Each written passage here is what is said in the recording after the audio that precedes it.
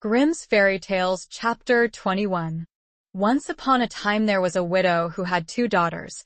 One of them was beautiful and industrious, the other ugly and lazy. The mother, however, loved the ugly and lazy one best, because she was her own daughter, and so the other, who was only her stepdaughter, was made to do all the work of the house, and was quite the Cinderella of the family. Her stepmother sent her out every day to sit by the well in the high road, there to spin until she made her fingers bleed.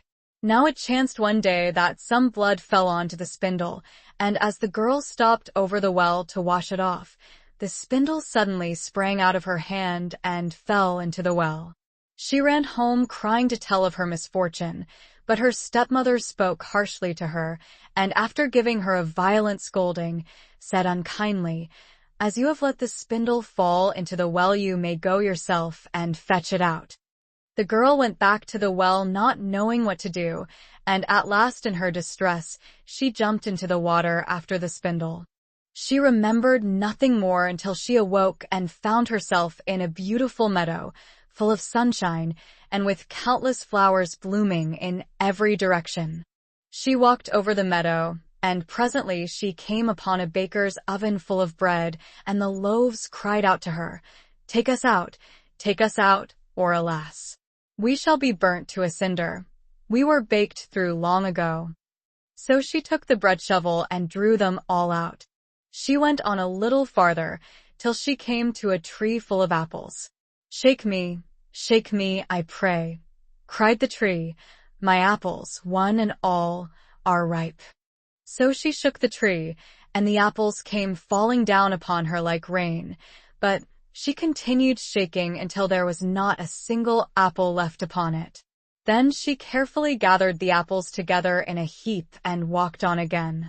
The next thing she came to was a little house, and there she saw an old woman looking out, with such large teeth, that she was terrified and turned to run away.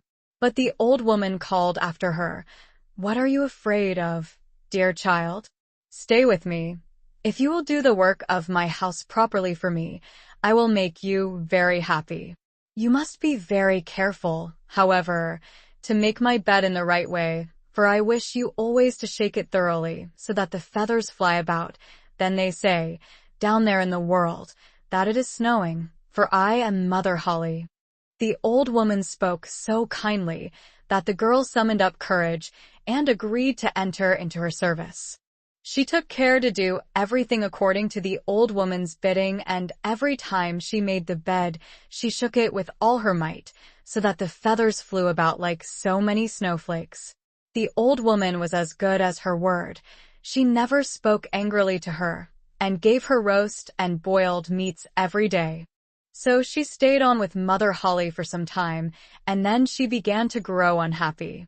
She could not at first tell why she felt sad, but she became conscious at last of great longing to go home. Then she knew she was homesick, although she was 1,000 times better off with Mother Holly than with her mother and sister. After waiting a while, she went to Mother Holly and said, "I am so homesick that I cannot stay with you any longer, for although I am so happy here, I must return to my own people."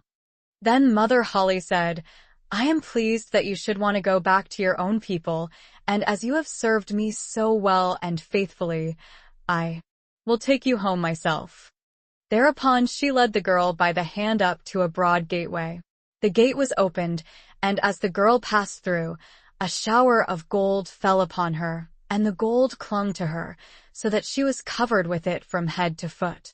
"That is a reward for your industry," said Mother Holly, and as she spoke she handed her the spindle which she had dropped into the well. The gate was then closed, and the girl found herself back in the old world close to her mother's house.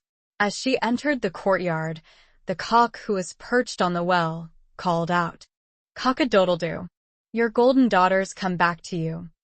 Then she went in to her mother and sister, and as she was so richly covered with gold, they gave her a warm welcome.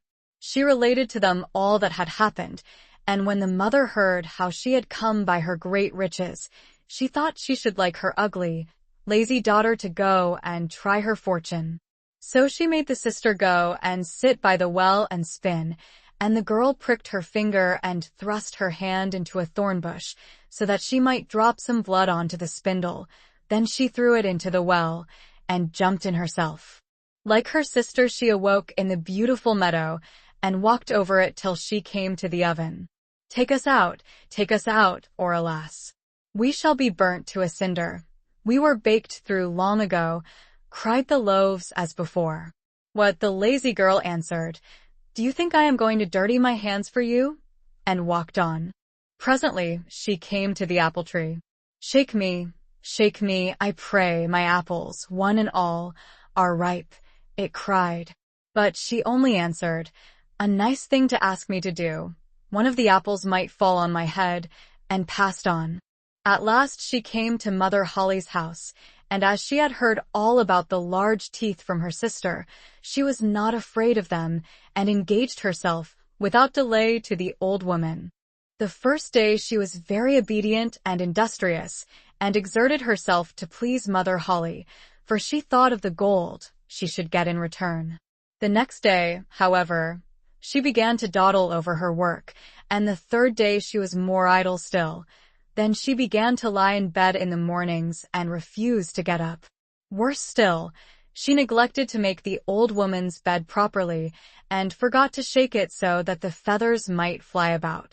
So Mother Holly very soon got tired of her, and told her she might go. The lazy girl was delighted at this, and thought to herself, the gold will soon be mine. Mother Holly led her, as she had led her sister, to the broad gateway, but as she was passing through, instead of the shower of gold, a great bucketful of pitch came pouring over her. That is in return for your services, said the old woman, and she shut the gate. So the lazy girl had to go home covered with pitch, and the cock on the well called out as she saw her, Cock-a-doodle-doo, your dirty daughters come back to you.